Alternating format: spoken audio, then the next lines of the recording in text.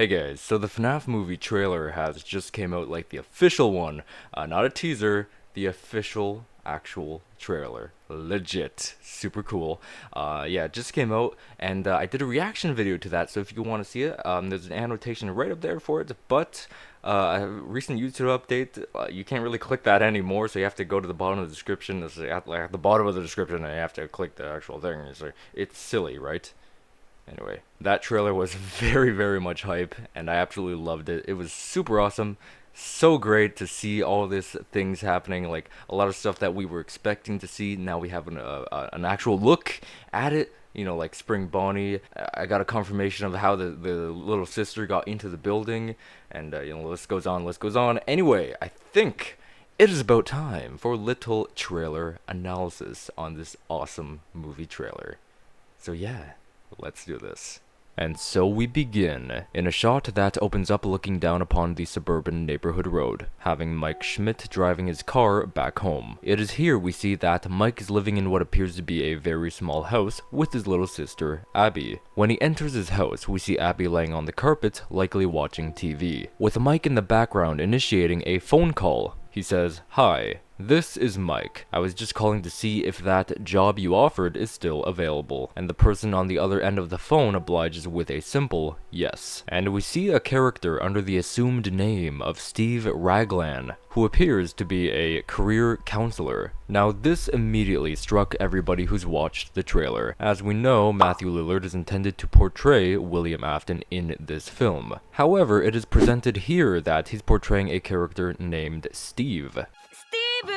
Now, there is a lot of ways to try to piece these two together. 1. William going under an assumed name, working as a career counselor while almost like he's on the lam. 2. He's taken over for Steve in his office. Perhaps Steve just, isn't in today. 3. What if William is purposely trying to lure someone into this job, and he selected none other than Mike Schmidt as his guinea pig? And once again, what if this is similar to the FNAF 1 phone call during night 4, where William kills Steve and anonymously takes on this specific client? No matter what angle you look at this query, it doesn't add up. And in my personal opinion, I think the scene here confirms that the movie isn't writing off Michael Afton being the identity of Mike Schmidt, Jeremy Fitzgerald, and Fritz Smith. Instead, having Mike Schmidt as his very own character, apart from the Aftons with zero relation with them. And of course, not having William as his father, because in this scene, you'd think he'd recognize his own father's voice and or address him as dad. Plus, why would you seek professional counseling from your father over the phone? Why not meet in person or talk at home? Although, the one thing that does push me towards Mike still being the son of William in the movie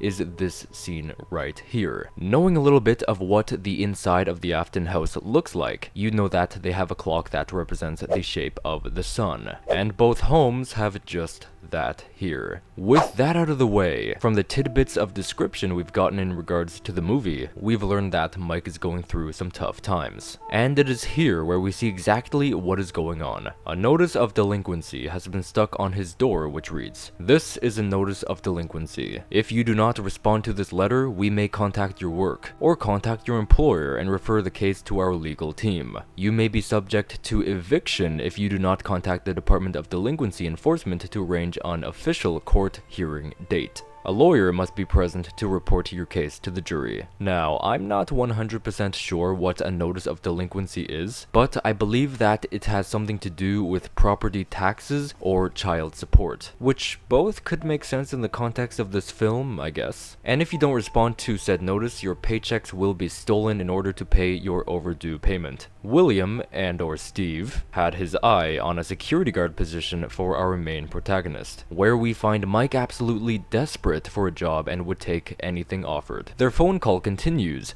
"This place was huge in the 80s with the kids. They shut it down years ago. The owner's just not ready to let it go." And away we go. Not wasting a single second, we find Mike pulling up to the building for his first night on the job. But for whatever reason, Oni-chan decided to bring his little sister along for the ride on his first week. We can't say it's because Abby absolutely loves Freddy's, because A, this is likely a brand before she was even born, and B, Freddy's was thriving in the the 80s, and it's way past her time. It's shut down now, and we also know that Mike had no issues leaving her home alone, unless there's someone else living at their house, just not shown, like a grandmother. Anyway, before they get out of the car, Mike tells Abby while he works, he wants her to sleep, and Abby replies by saying I understand with a big smile on her face while holding a teddy bear. Having possession of the keys to the building, he unlocks the doors and we enter inside. So we can notice that the building appears to be an absolute mess, with these chairs knocked over and various stuff laying around. This is a scene that shows a variety of kids' drawings, very reminiscent of the OG games. There isn't much in this shot that strikes me as off, however there is another scene with more drawings later which we'll discuss when it comes up. However, there are two things in regards to this batch that does strike me as off. So the drawing in the bottom left,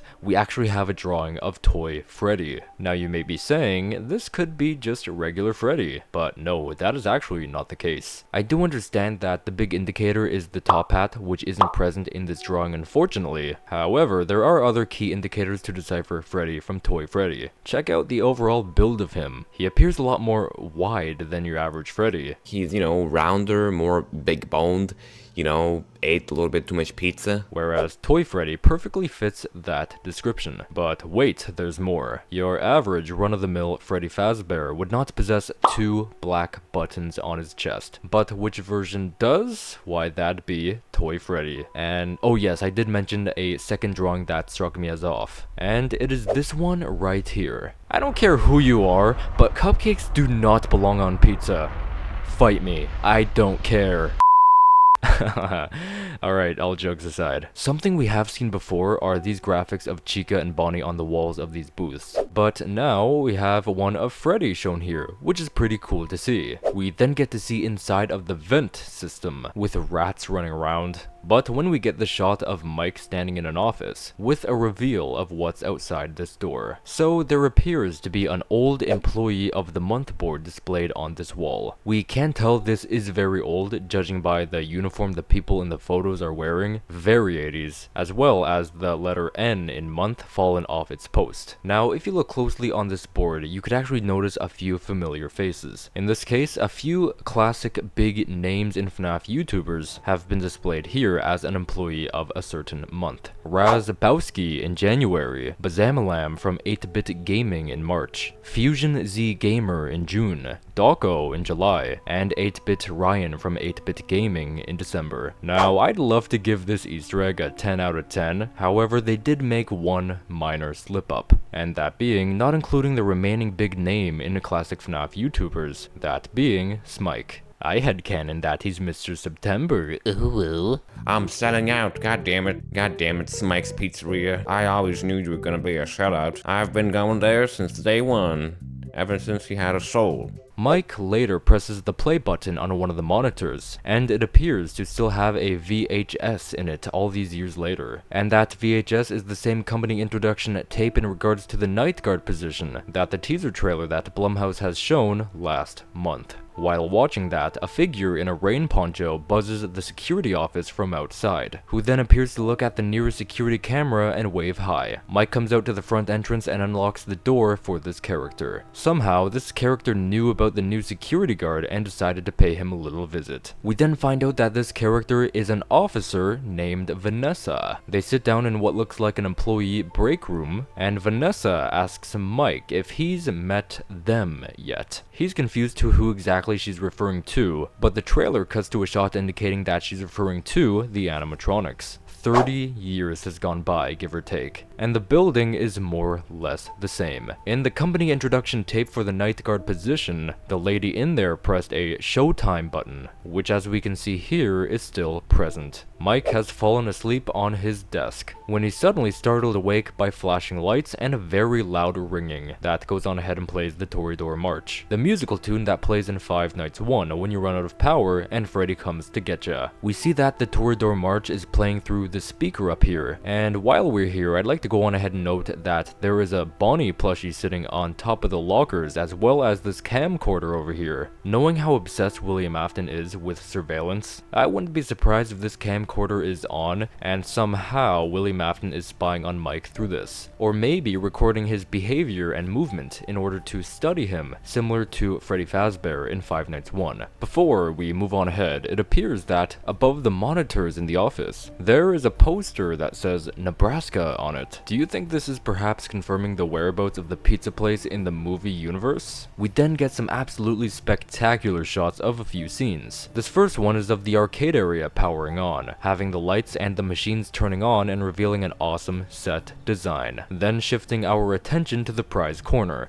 which did not exist in FNAF 1. But of course, in the movie, it'd have been quite the missed opportunity if one continued not to be present. And we do see how old and untouched this shelf is, on account of all the cobwebs and dirt. But on the other hand, check out all of this merchandise. I believe all of these items are obtainable in our marketplace in reality. Like, I do own those exact Freddy and Chica plushies, currently sitting on my display shelf behind me. And I also believe I have seen the Chica, Bonnie, and Foxy masks also obtainable on various marketplaces. This scene took fans by storm as the curtains open, revealing where the show stage is located in proportion to the dining room, as we see the band in action. Back to the scene with Mike disturbed by the flashing lights. He sprung straight up and went directly to this fuse box right here, with on and off fuses, as he sprints across the room with his fingers in his ears. If you pause right here and take a close look, you'd actually notice that someone has etched the phrase "It's me" into the wall, and that is absolutely crazy to see. I wonder who's responsible for this one. And as soon as he touched that box, it appears that the animatronics have malfunctioned. As indicated, Bonnie's guitar kinda blew up and started smoking. This close-up shot is pretty nice. We get a good look at the keyboard that controls the cameras, various buttons, and a very good detail here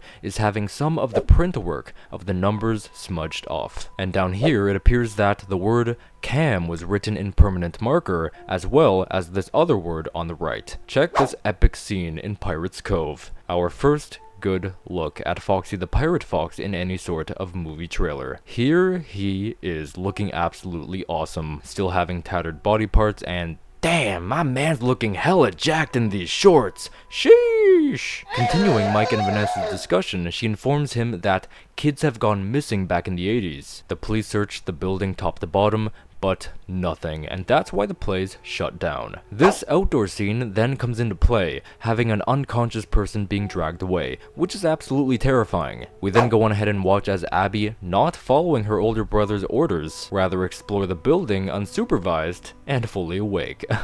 And during this, we then make full circle, and last but certainly not least, finally see Foxy's graphic on the booth wall. So here we've got a little bit of everyone. Abby walks up to meet Freddy Fazbear and his eyes begin to glow red. The trailer cuts to the next scene with all that's left to the previous scene's name is Abby's scream. Upon further Abby scenes in this trailer, it's clear this scream does not indicate she's dead, rather than just a scream of terror and likely runs away. Because in future scenes, according to the clothes she's wearing continues to alternate, Abby, for whatever reason, continues to come back with Mike to work. Keep in mind, Abby's pink flower shirt is correspondent with Night 1. So here's a couple of tough folks. It's unclear what they're doing, but it appears they possibly own a truck and motorcycle. Two of them seem to be holding some sort of weapon and have access to this building. We then get an absolutely awesome shot of the supply closet. Bonnie can be seen in quite a bit in the first game. We know this because on the other side of this door is a slate that reads janitorial, with a large shadow of Bonnie's head being casted through. A lot of cleaning supplies and equipment in here, as well as the janitor about to meet his dark fate, where it appears he's locked in the supply closet with Bonnie, and judging by the other side of the door, it looks like Bonnie will kill him. Back in the forest area, which I do personally believe to be a hallucination or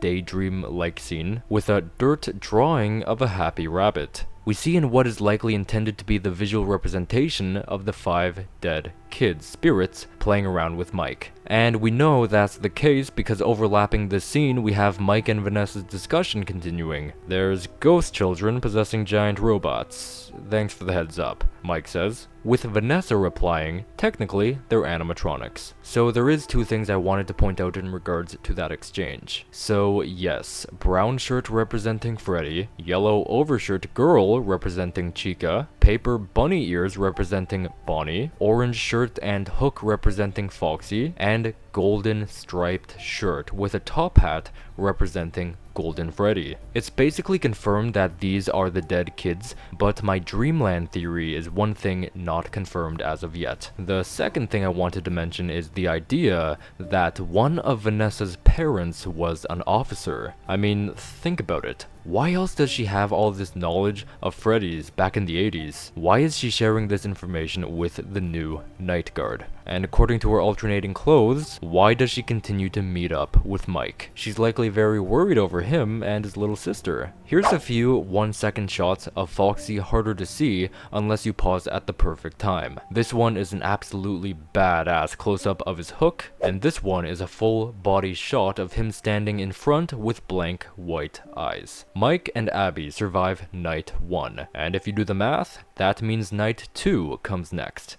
We get this interesting shot of the entrance. We've only seen the doors so far, but this is what it looks like when you continue forward after walking through. A big welcome sign. Next to the threshold is this sign that I actually find quite funny. Any height to have fun. Good stuff. We then have this shot of Bonnie exiting a room, and for whatever reason, the whites of Bonnie's eyes appear yellow rather than red. I'm not certain as the reason behind this, but if you have any ideas, please let me know. I'd actually like to imagine this scene. Bonnie's like, smacking his hands around, and he's like, well, killing that janitor was a job well done today. Now this is the second scene with all the kids' drawings. It's the same wall from before, but that first shot was quite blurry, focusing on the main character. Here, it's Abby looking at them, in her Night 2 outfit. It is here we can notice quite a few more interesting details, which there are 4 I'd like to talk about. First and foremost, obviously we were intended to see this one smack dab in the middle of this golden rabbit mascot holding the hands of 5 children. Obviously drawn during the Fredbear's Family Diner era, and of course, this obviously leads to the 5 missing children's case. The second detail is directly above this one, which gives us yet another look into the past. From the toy animatronic line beholds Balloon Boy. Balloon Boy? Ew, ew, ew. So this does straight up confirm that, much like the game's timeline, Five Nights 2 took place before Five Nights 1. And the concept of FNAF 2 has already existed in the movie's universe, having both Toy Freddy and BB known to the universe. The third detail is nothing major. I just noticed this leaning on pizza poster of someone leaning on the Tower of Pisa, and this drawing right at the bottom kinda looks like that. The final detail is this one here, which I do find very odd, seeing a drawing of fish next to a drawing of Bonnie, in which case indicating the concept of sea bonnies from the Fazbear's Frights book series. With that in mind, Mike and Vanessa's discussion continues. They want to make her like them. Vanessa explaining how the animatronics want to make Abby like all of them, which I will mention once again. How does Vanessa know all this? How does she know the animatronics are possessed? How does she know they're out to kill? Mike asks, tell me how to stop them, which Vanessa replies, it's too late. So we recently saw Abby observing all the drawings, but when she turns around, where Foxy appears to be standing there. This shot over here gives us another perspective of the prize corner. However, the background is far too blurry to make out what anything is back there, and this is where we see that the cupcake is alive. We see that the cupcake is capable of blinking and gives us the dirty look. Maybe it's just mad that tryhard ninjas solved the entire FNAF movie lore. Oh god, he was right! The nightmare begins when we have Mike running through what appears like a museum, or a perfume department.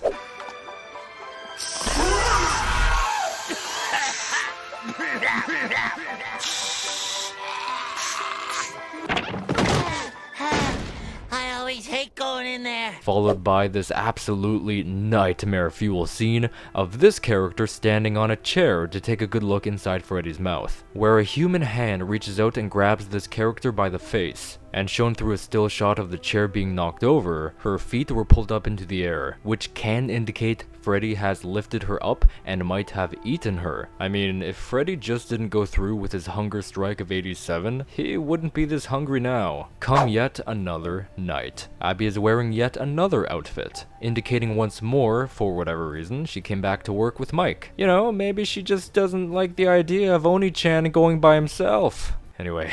She is hiding behind an arcade cabinet, where it cuts to a shot of Freddy turning his head quickly and looks directly at the audience, which is absolutely terrifying to see in motion. We hear a familiar tune being hummed, as well as a blurry yet familiar figure responsible for such a tune. It appears that someone has stolen one of the spare suits, most likely William Afton, and is walking around with a knife hunting down Abby while humming the Toreador March. So it looks like William has some competition. He's gonna have to fight against the animatronics in order to see who will get to Abby first. Him or the animatronics. As Abby's been spotted, she screams out for her big brother, where he just tells Abby to run, in which case we get to see yet another perspective of the arcade room, and god damn, this room looks good. All confusion breaks loose when we're back in the forest land, and we see this car drive away with this child holding a toy plane, looking very sad being taken away from Mike. So I'm wondering, does Mike also have a little brother? And I do want to theorize that Mike was framed for something bad that happened during the course of his job, and that is why his quote-unquote little brother is taken away. That, or this is correspondent with my original theory of this forest land is a dreamland. We then get the shot inside a camera. It seems that Chica and Bonnie are here, standing in front of a vent opening, and Chica is holding some sort of plate.